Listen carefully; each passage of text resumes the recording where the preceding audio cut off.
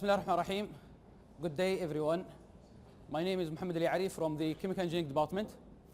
It's my pleasure really today to be with you to discuss and to share experience in one of the most hottest topic for our classrooms, which is the how to actively engage your students in your classroom, or how to manage the active classrooms. So we'll have 3 sessions. The first one will cover some of the fundamentals of the active learning. It's going to be followed by 15 minutes break, and then we'll have the second session also to continue with some strategies that can be involved or embedded in your classrooms just to transform towards the active classrooms, or to go from the traditional lecturing, continue and also try to finalize things. So in the beginning of this training program, I would kindly ask all of you, if you have your mobile, please, if you have your mobile, please try to turn it on, not off. Yeah, it sounds strange, but really we are going to use it today frequently. And also I would recommend really to ask your students really to use it. It might cause some trouble for you, but you will see today, inshallah, we can use such kind of mobiles to get their feedback as quick as possible. Because if you'd like really to go from the passive lecturing to the active lecturing, so we have to get the feedback of all students. Please try to underline this word. Each individual should participate, should be engaged in the learning process. Otherwise, we'll end up with, let us say, lower expectations from the learning process itself.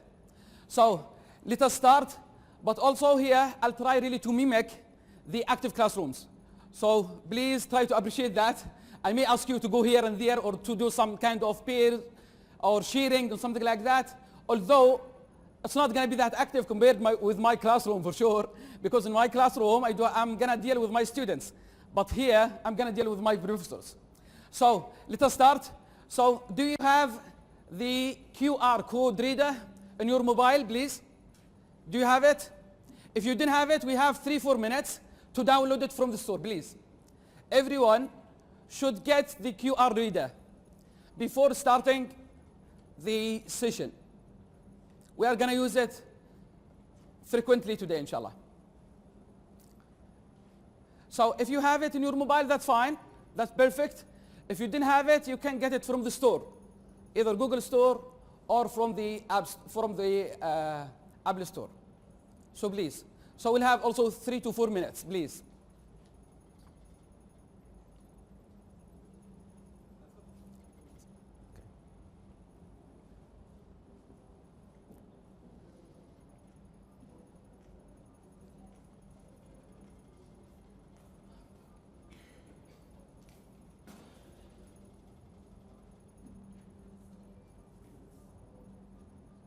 Yeah, please, yeah. See, any code reader. Internet connection problem. I have QR reader. You have it already? Okay. So you can use it. You can use it. But Without connection. it can be used without connection, but you cannot go one more step. So try to connect, yeah. So do you have the QR reader? QR code reader. If someone has the iPhone, they can use the camera directly. That's fine. That's perfect. Yeah, thank you very much. I have not.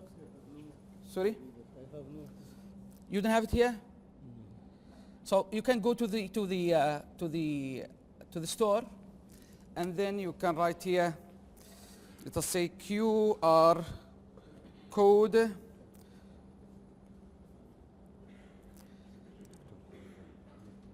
yes, I will.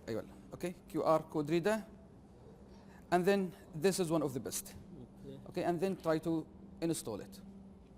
Okay, accept again.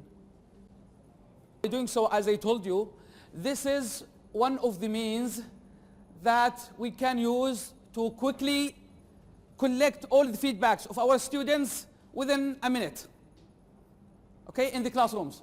But please, I'd like really to see it clearly to all of you, please, please. If you can find any feature that can be used instead of this one through the Blackboard, it's highly recommended to use Blackboard. You know why? Because the KFU invested money, millions Saudi riyals just for this app, just for this software, as well as also it's more professional. It has so many things in there, but I used to use it just for feedback collection, although it can be used for quizzes, for exams, and something like that. But I don't like it. You got my point. So one of the beauty of such kind of things, which is known as the Google Task Card, you can collect feedbacks from your students within a classroom very quickly. Within a minute, you can get the feedback. If you do have any questions, so you can collect all the feedbacks from your students. So this is number one. Number two, also, you can get anonymous feedback. And this also can encourage your students, especially for those who are feeling shy to ask a question or something like that. So it's better really to start with the nameless questions and something like this. But I think through Blackboard, I don't know, but it might be difficult really to collect data without names, right? Maybe there is a feature, but as I told you, if there is a way really to do such kind of assessments or feedback to be collected using Blackboard, I would say please go to use Blackboard instead of this one. Because you know, the Blackboard, we do own the license of that one. But this one is owned by Google itself, right? So that's why I don't want really to use it for privacy or for something which is special or something like that. Okay? So would you please move to exercise number one? Yeah. Please try to use your QR code reader to get in the Google survey, which is the Google Task Cards. Please. You have it in the activity sheet. You have the activity sheet in there. So try to go to exercise number one. Yes. Okay, so what we are supposed really to do right now is very quickly you can just scan it and then you can get in to the Google survey. Yes, scan it. So that's why I did ask you really to get the QR code reader. So please, once you're done, so I think within maybe 1 minute you can make it, right? So by doing so, you are going to save your time really to collect the feedback from your students.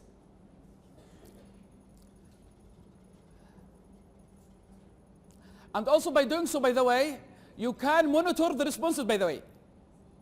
You can monitor the responses of your students.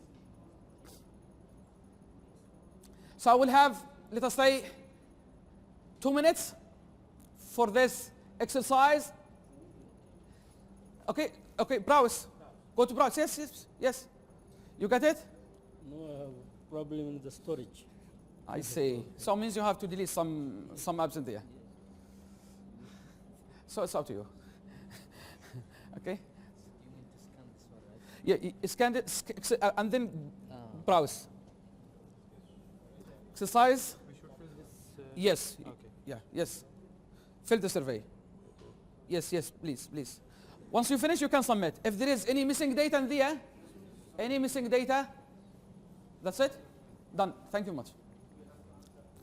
Yeah. So exercise number one, you got it already? Do you have, Dr. Mohammed, do you have the QR code reader? QR code reader. If you do have it, just scan exercise number one, and here the code. I need the internet, right? You have to. Yeah. Huh? Now, so yeah, what I did for this exercise, I left the name option to be optional. And this is perfect. You know why? Because if you'd like really to get feedback from our students, especially for non-participant student, it's better really to start without asking names.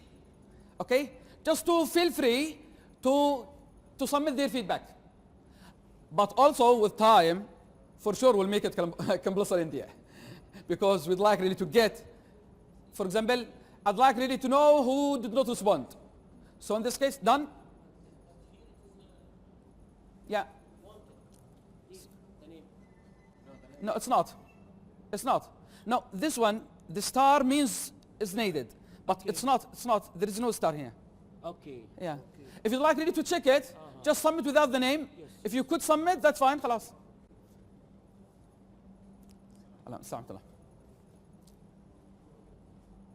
So by the way, I can check also your progress with that one.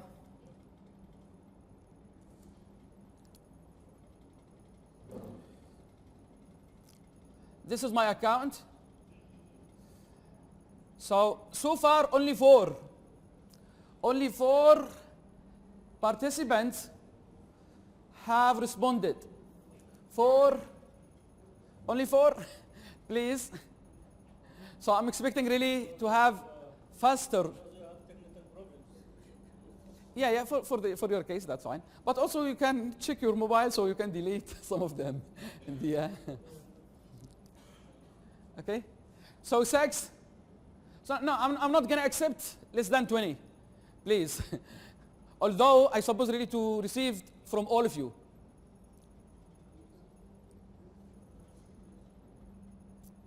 There are some take-home messages from this assessment, by the way, or this survey. It's not just to train you how to use it. No. There are some other messages behind this one. The first one is, before starting any learning process, you have to identify your student starting point. What are the knowledge that they do have? What are the skills that they do have? And also, how are they thinking? The way that they are thinking, the mindset, the mental model that they do have. This is critical. Okay?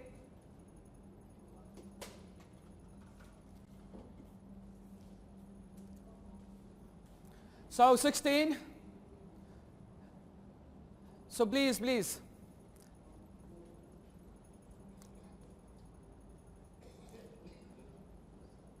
Alhamdulillah. 17.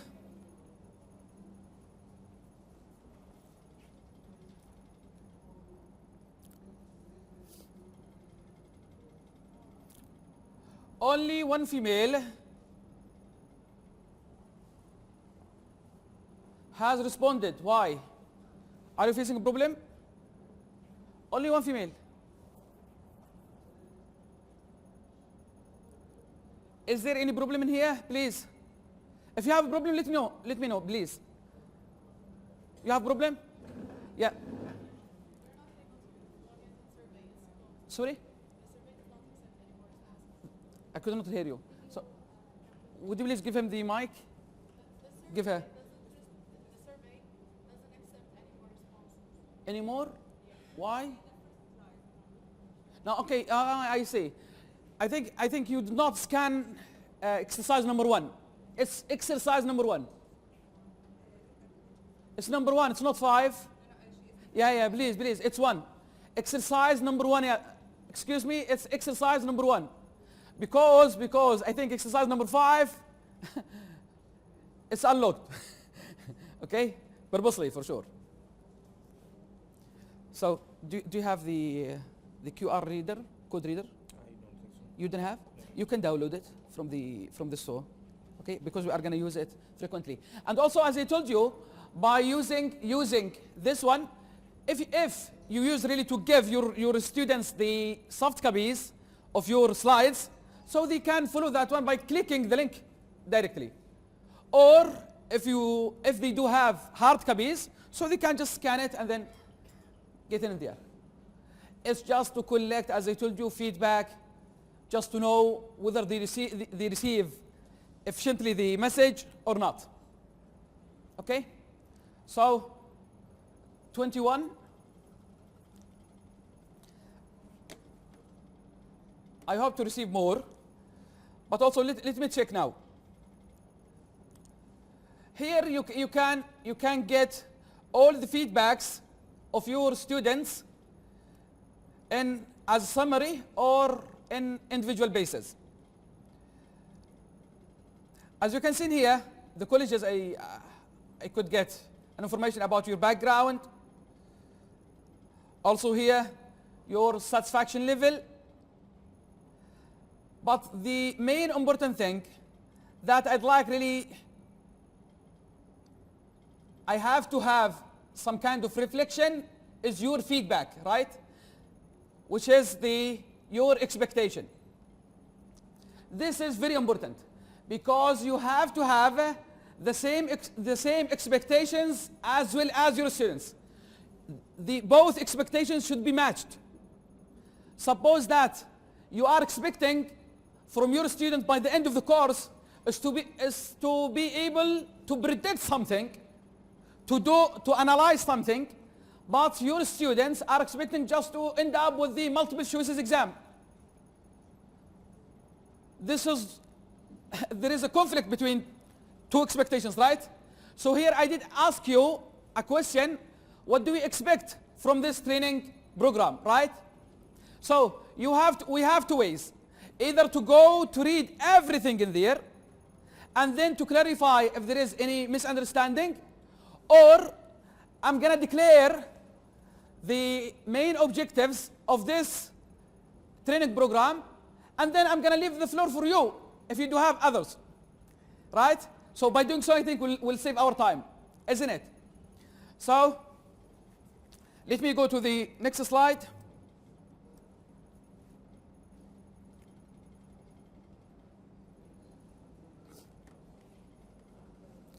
Yeah. So by the end of this training program, I'm expecting really for each trainee to be able to achieve 3 goals.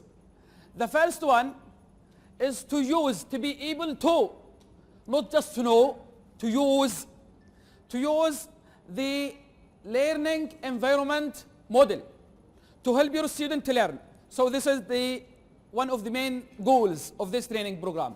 The second one is to apply some strategies or some techniques to actively engage all of your participants in your class activities.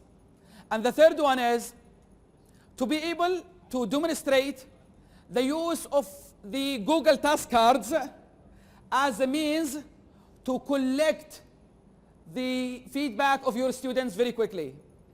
Again and again and again.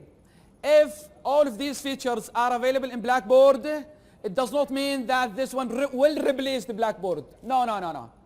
I'm just using this one just to collect feedback. Once you are confident on the use of the Blackboard to get such kind of feedback, please go to use the Blackboard. So these are the 3 main objectives. Did you expect something else? Please, if you are expecting something else, let me know. Okay, yeah. This is also one of the strategies known as POSIT, pilot, combined with Google Task Cards. How? I did ask you right now, what do you expect from this training program, right? And also you give me, also you submit your feedback. And then I described all the goals like mini lecture. So these are the main goals. And then I came back to you asking if you do have something else. And this is very, very good if your students are, let us say, energetic enough to be prepared for the lecture in there. Before delivering the lecture, you can ask them about any questions and let them brainstorm something and then collect all the feedback, leave it there, and then you can deliver your lecture. And then you can go back to them. Okay, do you have something else? Do you have any challenges? Do you have any problems? Something like this. By doing so, believe me, the student performance will be improved clearly. So we'll start in the first session with the brief introduction, and I'm gonna cover the value of having good relationship with your students, and then I'm gonna go to the model, how to define your output state or the goal, how to define the goal of the activity, and then how to assess the starting point of your students, the knowledge, the skills, and the way that they are thinking, and also how to design some activities to move from the starting point to the destination, from the status or the position that your students were there to achieve the goals in there. So we'll go through it. But before that, you know that one of the main challenges that we are facing in our classrooms is the loss of the student attention, isn't it? This is normal. You know why? Because of so many factors. It could be because of the pressures from peers, or it could be because of the family conflicts, or it could be because of the neighborhood dynamics in there. And nowadays, this problem is more severe. You know why? Because of the technology addiction, unfortunately. Our students, yeah. No. I'm talking about the technology addiction of our students, because they used to use electronics too much, and they used to get a privilege of getting a quick access to any information. This is number one. And also, once they are seeking for a feedback, they can get it quickly as well. So if our students cannot get such kind of features in our classrooms, they will feel that our classrooms are boring and tedious for them. You got me? Because they are familiar with the technologies, they can get an information very quickly, and also they can get the feedback through the social media or whatever very quickly as well. So we have to offer such kind of things. For sure, we do have some limitations. I know that. I do appreciate that. But also we have to go gradually to the having the active classrooms in there. And also here, I'm sure that all of you do have such kind of experience of seeing that why I'm seeing the same hands raised over and over. I'm seeking for new faces really to answer this question. Is there any volunteers to answer this question? Yeah, because when we ask some questions, we used to see the same hands raised, right? Yeah, we used to. So means we do have some non-participants. Yeah, non-participants. So we'd like really to involve all of these students in the learning process. You know that we are spending many hours just grading their assignments and homeworks or whatever. You know that the less proficient students, are they gonna look on your kind feedback on their papers? I have a doubt. Some of them may crumble the paper and then throw it in the trash without appreciation of your work, unfortunately. So by having active classrooms, they are gonna be able to identify their weaknesses, and then you will have the opportunity really to interfere on time. So in this program, inshallah, we'll cover some of the activities that can help us really to move from the traditional classrooms to the active classrooms. So starting with the building a good relationship with the students. But before that, we have to believe in two things, please. So the first one, we have to believe that every individual in my classroom is teachable. We don't have stupid students. You got my point? All of them are teachable. But maybe we need more effort for this guy compared with that guy. It's okay, it's acceptable. So this is the first point. The second point is, we have to believe that our teaching, if it is done effectively, so in this case, will have a clear impact on the student performance. Do you believe in that? Do you believe in that? Shall I assume that if you do not raise your hand means you get it? Because in my classroom, I used to use the opposite. I used to assume the opposite. So if I'd like really to just to be sure that everything is clear, so if it is clear, raise your hand. So this is what I used to do with my students. But here, I don't want really to disturb you, so I'm gonna make it the opposite. If it is okay, means don't raise your hand. Shall we assume that, or I have to go with the same thing with my students? It's up to you, by the way. But it's as a matter of respect, and also I don't want really to disturb you, so I'm gonna assume the opposite. If it is clear, once I said, is it clear? If there is no hands there, so means I'm gonna assume that it's clear. And if there is something, so please try to stop me, okay? Because we should have dynamic classrooms, not, yeah, it's not just delivering a lecture or something like that. It was reported in the literature that the students with good relationship with their instructor perform better than others. You know, our kids, when they do have a very good relationship with their instructor, they used to work hard. You know, at least for what? You know, at least for what? To bless their instructor.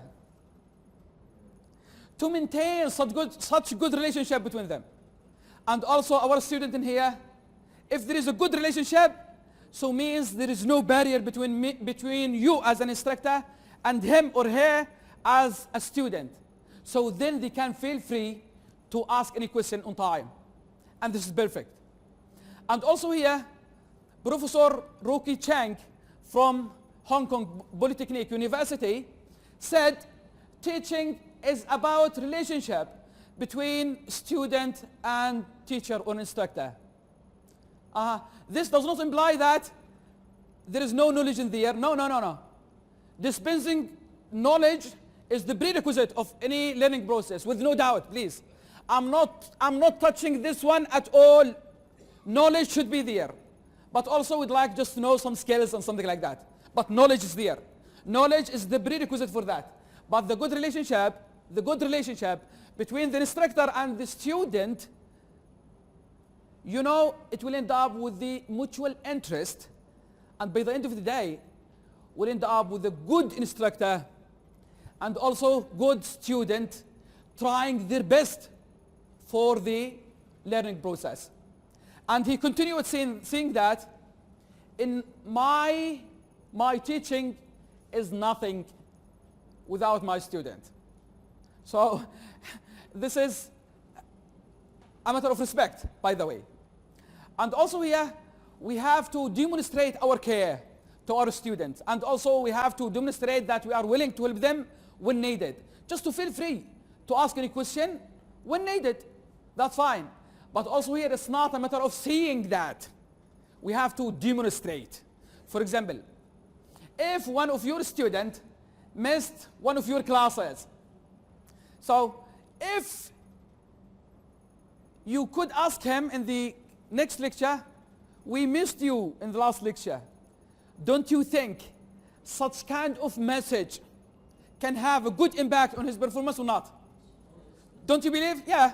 It's a matter of respect, and also he's gonna say, yeah, our instructor is taking care of us, so he knows what's going on within the classroom. And also here, the respect should be from both directions. Yeah, we have to respect their personnel, as well as we have to respect their questions.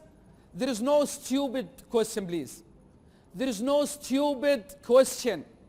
We have to respect any question raised by our students in there.